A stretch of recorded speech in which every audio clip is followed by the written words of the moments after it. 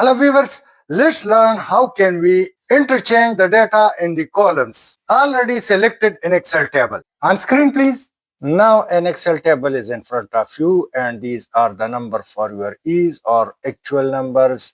So this won't change till end of the video, just for your ready reference.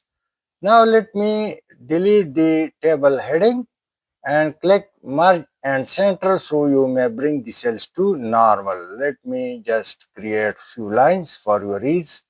And now I need these serial number should be at 1 and I need the name at 2 and math column should be on 3 as well as English on 4 and the last one status be on 5. But I'll do this entire process only in the selected area. Now it's done.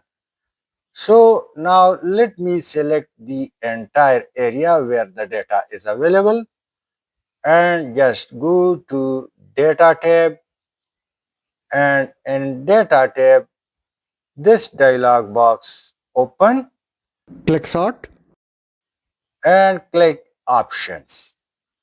In option sort left to right, click inside and click OK. And now we will open sort by, so this will automatically read your table. So let me select 1 and now smallest to largest. Select smallest to largest and click OK. Now note the upper line and we got our desired changes in the table.